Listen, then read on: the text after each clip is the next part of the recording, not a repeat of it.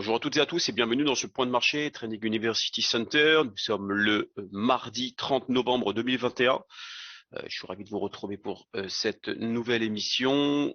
Comme chaque matin, je vous laisse bien sûr prendre connaissance de l'avertissement légal sur les risques et on va pouvoir démarrer.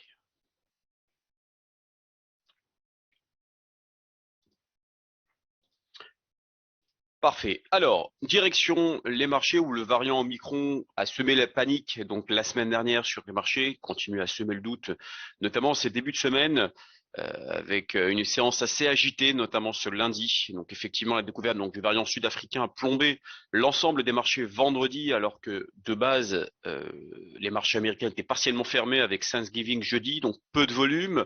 Dans cette baisse, une chute assez violente, tout de même quasiment moins de 5% pour le CAC 40.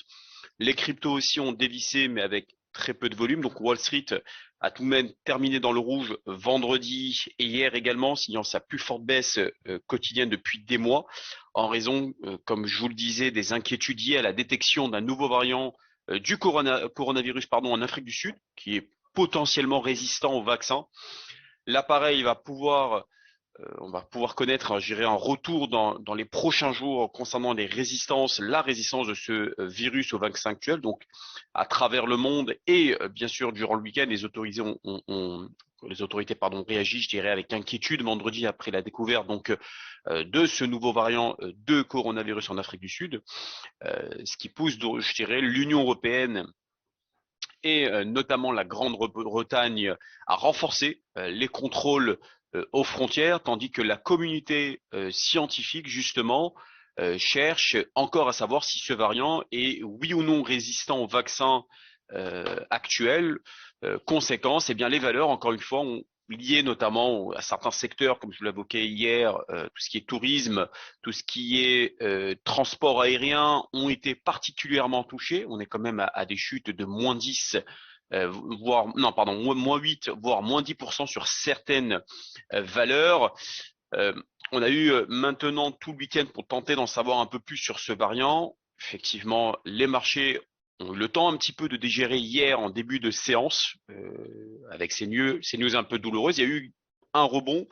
Ce matin, les bourses continuent de chuter dans les premiers échanges, des inquiétudes qui pourraient quand même perdurer chez les investisseurs d'ici la fin de l'année. Donc honnêtement, je vois mal un fort redémarrage sur l'ensemble du marché indiciel.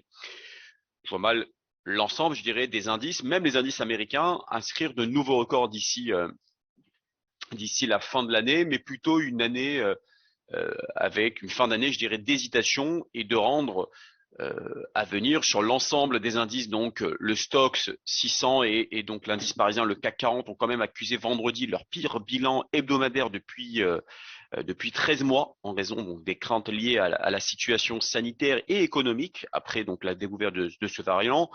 Les mutations pourraient potentiellement le rendre résistant au vaccin actuel, alors qu'un médecin sud-africain parmi les premiers à avoir tiré la sonnette d'alarme au sujet de ce fameux variant, indiquant que les symptômes liés à ce variant étaient jusqu'à présent bénins.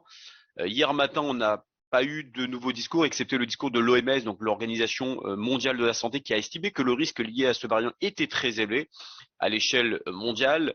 Donc voilà pourquoi il va falloir laisser passer encore quelques jours, je pense, pour que la communauté scientifique, comme je vous le disais, cherche à savoir si ce variant est oui ou non résistant déjà au vaccin, et derrière savoir à peu près quels sont les risques aussi à l'échelle mondiale par rapport à une potentielle propagation à travers tous les pays du monde.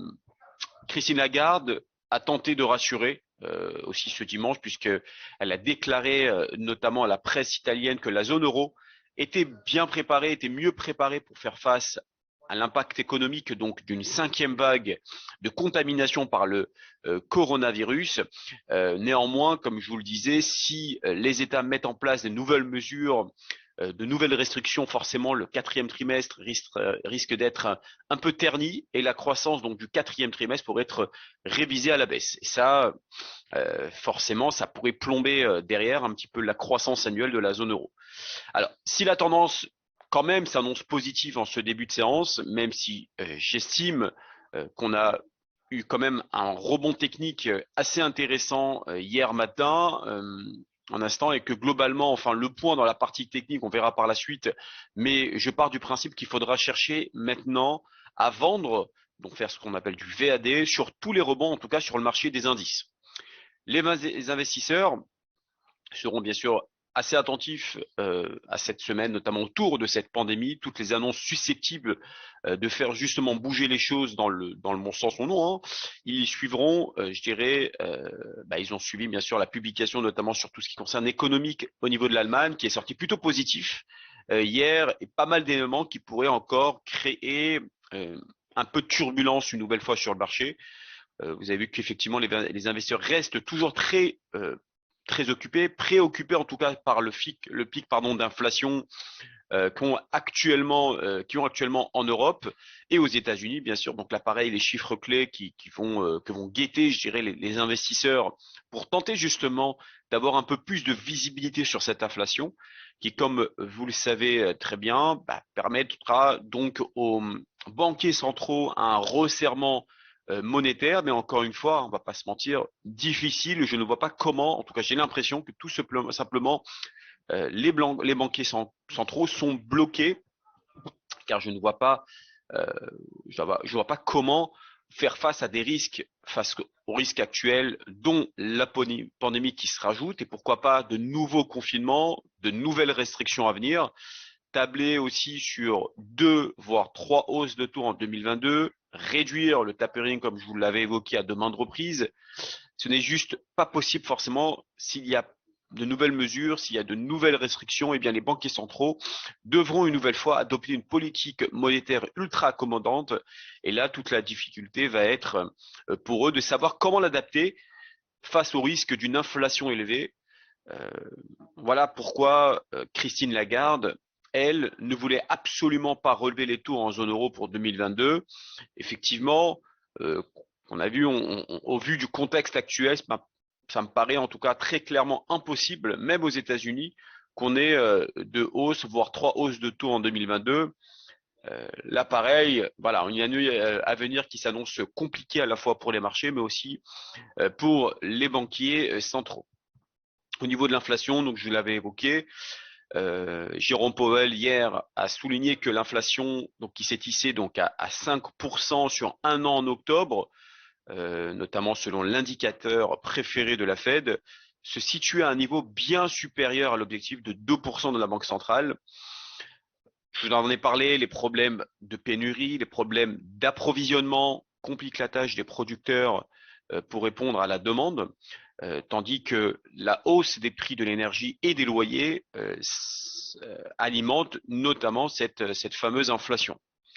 Donc les conjoncturistes, dont ceux de la Fed, continuent, je dirais, de s'attendre à une atténuation importante de l'inflation dans le courant donc 2022 de l'année prochaine, à mesure donc que le déséquilibre entre l'offre et la demande se réduira. Ça, effectivement, c'est ce qu'a indiqué en tout cas hier le président de la Banque centrale. Il a d'ailleurs déclaré que les capacités inutilisées sur le marché de l'emploi se résorberaient de manière rapide et que les salaires, bien sûr, augmenteront à un rythme assez soutenu, pardon. Donc, euh, pour tenir compte de l'accélération des prix et de la reprise du marché du travail, la Fed a commencé en novembre, donc, comme je vous l'avais évoqué, à réduire donc le soutien monétaire qu'elle apporte à l'économie à travers ses rachats de titres obligataires. À la dernière fois, lors de sa dernière réunion, il faut savoir que la Banque centrale a écarté un durcissement trop brutal de sa politique afin de ne pas compromettre, je dirais, les créations d'emplois. Au niveau du calendrier économique, aujourd'hui, bon, le résultat est sorti plutôt positif sur le PMI manufacturier en Chine, ce qui est plutôt intéressant, qui est sorti à 50,1 ce matin à 2 heures. Vous avez l'évolution du nombre de chômeurs en Allemagne, qui aura lieu donc à 9h55, d'ici une vingtaine de minutes. L'indice des prix à la consommation, le PIB mensuel au Canada, la confiance des consommateurs, je vous en ai parlé hier, la Conference Board aux États-Unis et la déclaration de Jérôme Powell, président de la Fed, pour cet après-midi. Il y a beaucoup d'interventions dans cette Conference Board où là, il y aura effectivement également la secrétaire au Trésor, Janet Yellen, qui sera présente aujourd'hui et demain. Donc, ça sera bien sûr à surveiller comme le lait sur le feu. Au niveau du programme, voici les différents actifs que nous allons aborder aujourd'hui. L'action Moderna, bien évidemment, qui sera mis au devant de la scène par rapport à la conjoncture actuelle, notamment au niveau de la situation sanitaire. Le S&P 500, l'indice élargi de finance mondiale USA 500 sur la plateforme. Le pétrole, qui continue de corriger, et une paire de devises, la UD USD. On démarre sans trop tarder sur l'action Moderna, qui sera bien évidemment accessible à partir de cet après-midi, puisque le marché américain, au moment où je vous parle, est actuellement fermé. Alors, donc là, vous avez effectivement les différents actifs qui seront adaptés, élaborés aujourd'hui. On va d'abord démarrer sur l'action Moderna. Et après, bien évidemment, je vous montrerai un petit peu ce que pensent les analystes trading central là-dessus. Alors, dans un premier temps, il faut savoir qu'au niveau des fondamentaux, les actions de Moderna, comme vous pouvez le voir sur le graphique, se sont fortement redressées après l'apparition donc de ce fameux variant de l'Omicron qui a amené les fabricants de vaccins donc à se demander s'il fallait produire une nouvelle injection de rappel. Hier, Moderna, l'action, comme vous pouvez le constater, a fortement augmenté de plus de 11,8% à plus de 368,51 $ hier.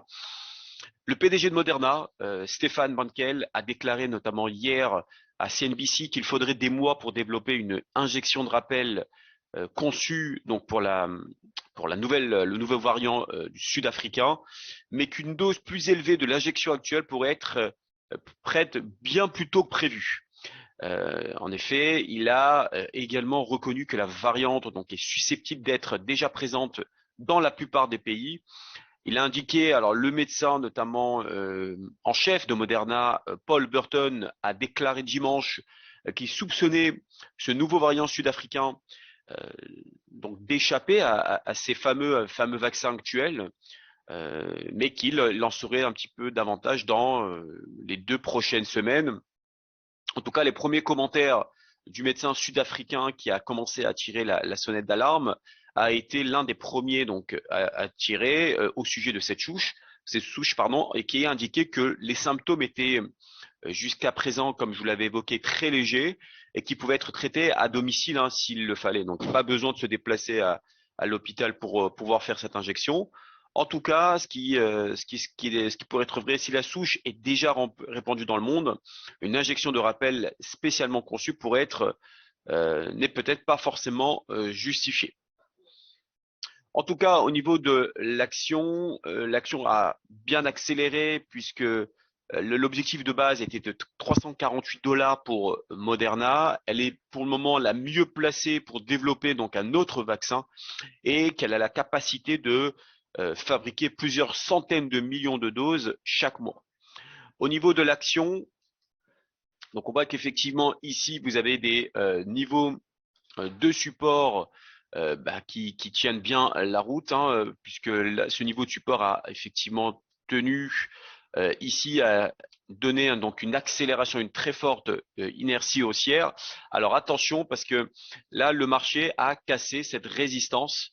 Donc ce qui pourrait pousser encore l'action Moderna vers des objectifs beaucoup plus conséquents. Le premier objectif, c'est ce fameux plat SSB qui serait aux alentours des 395. Sur du court terme, on pourrait aller chercher les 378,57, puis dans un second temps 394 sur l'analyse graphique. Maintenant, si on regarde un peu l'analyse de Moderna de Trading Central, alors je ne sais pas si vous arrivez à voir. Hop. Donc, Trading Central envisage que l'action Moderna, pour aller chercher sur du moyen terme, pour aller chercher les 424 voire 460 en ligne de mire, tant qu'on est au-dessus des 269, qui est le point pivot actuel. Effectivement, ça conforte un petit peu l'analyse actuelle, puisque si on regarde un peu les résistances sont aux alentours des 400, Ouais, 450 à peu près, 460. En tout cas, tout nous porte à dire que l'action n'a pas fini son accélération. Il pourrait continuer donc sa poursuite haussière pour aller chercher des résistances beaucoup plus importantes. En tout cas, sur du court terme, on peut aller chercher assez rapidement les 378 dans un premier temps et dans un second temps 395 et aller bien vers les objectifs qui sont connus donc de Trading Central aux alentours des 424 voire 460. On va dorénavant parler du S&P 500, l'indice de référence de la finance mondiale, qui effectivement commence un petit peu à donner des signes d'affaiblissement. Et effectivement, je pense que on a, comme je vous l'avais évoqué, atteint des niveaux assez importants et qu'on a les records, je pense, qui sont terminés pour cette année et qu'on pourrait aller chercher des replis. Hein. Maintenant que le marché est en train de corriger fortement, on pourrait aller chercher des replis et aller chercher que des zones de support. En tout cas, je suis sur un graphique journalier. L'objectif, c'est ce prochain niveau de support qui serait donné donc sur ce niveau-là, aux alentours des 4550 4550, aux alentours des 4550, ça pourrait être un niveau de support que le marché pourrait aller chercher sur du court terme. Et si on casse ce niveau-là, on pourrait aller chercher, je vais vous dire ça, si on retrace les Fibonacci à partir du point le plus bas jusqu'au point le plus haut. Donc la première zone, comme je vous l'avais évoqué, serait aux alentours de ouais, à peu près ça, je vais vous les tracer en même temps. Ouais, c'est cette zone-là. C'est aux alentours des 4564, 4550. Si on casse ce niveau-là, on pourrait aller chercher cette zone des 50% de retracement de Fibonacci. Donc on pourrait effectivement aller chercher les 4508. On va regarder ensemble ce que préconisent les analystes trading central qui préconise effectivement une chute aux alentours des 4577, 4552. Donc ça reste baissier sur le S&P 500 tant qu'on est en dessous des 4642. Donc on est bien baissier. Maintenant, ce qu'il faut faire attention, bien évidemment, c'est que les 4642 ne soient pas franchis. En tout cas, ça c'est une analyse court terme puisque l'analyse elle est faite ce matin. Donc le 30 novembre. Donc vous pouvez effectivement travailler sur cet actif sur du court terme à la baisse. Ensuite, on va aborder le Brent Oil, donc le pétrole qui continue donc sa décélération.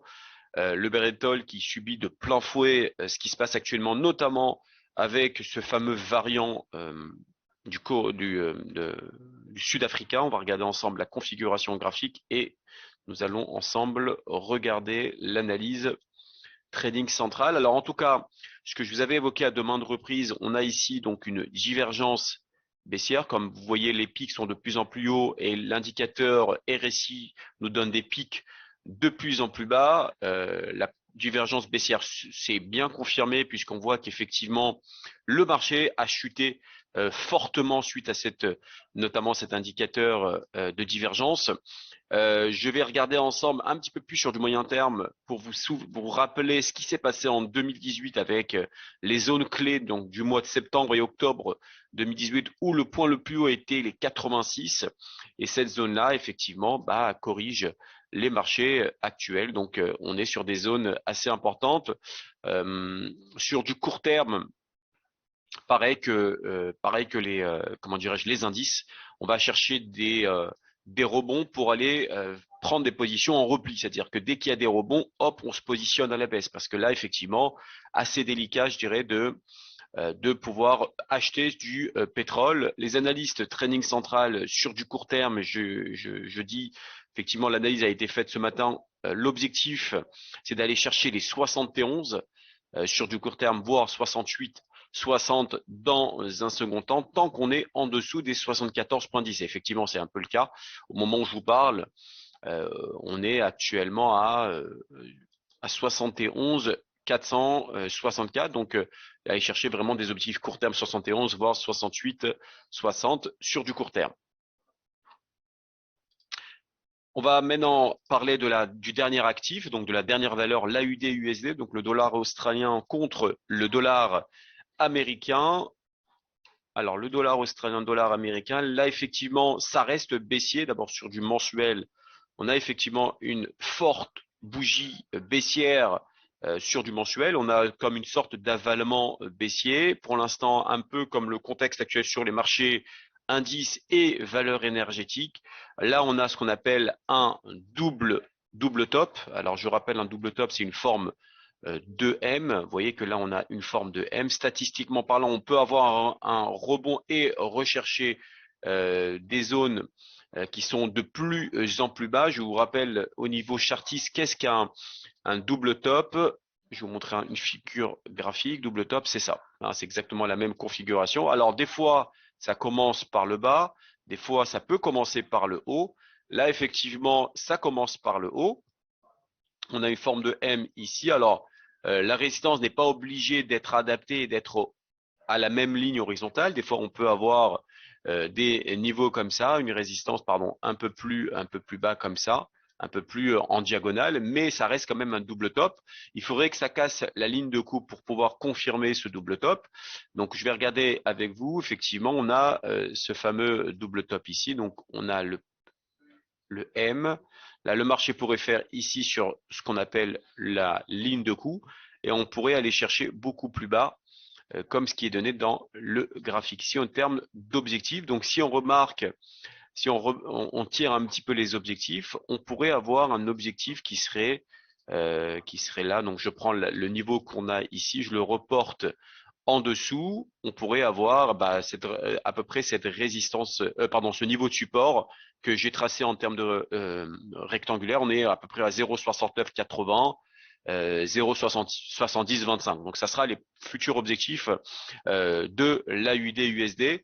On va regarder ensemble ce que préconisent les analystes trading central qui effectivement envisagent que l'AUD-USD peut continuer sa forte décélération sur du court terme. On est sur du 30 minutes. Tant qu'on est en dessous des 0,7160, on peut aller chercher les 0,7070 et 0,7050. À partir du moment où ça franchirait 0,7150, on pourrait 60, pardon, on pourrait acheter. Mais pour le moment, je préfère vous dire, prenez uniquement des positions baissières sur des niveaux techniques à la hausse. On va regarder ensemble les analyses de la séance européenne, la séance européenne du jour que vous allez recevoir bien sûr aujourd'hui. La séance européenne, bien sûr, on parle du Brent Oil. Alors le Brent Oil, sur du court terme, on peut avoir un petit rebond, mais attention, les 72,15 ont été cassés. Donc les 71,15 ont été cassés, ce qui veut dire qu'on a un scénario baissier ici pour aller chercher les 69,80. On va regarder également le Dow Jones aussi qui reste haussier tant qu'on est au-dessus des 34 880. Si on casse les 34 880, on peut aller chercher les 34 630, 34 440 en ligne de mire. Le gold qui reste baissier tant qu'on est au-dessous des 1794 pour aller chercher les 1779, 1772. Et enfin, vous avez le Bitcoin qui continue sa forte accélération cette nuit. Le Bitcoin a affiché plus de 800 points à la hausse. Donc, ça peut être intéressant de pouvoir le travailler également et l'intégrer dans votre portefeuille.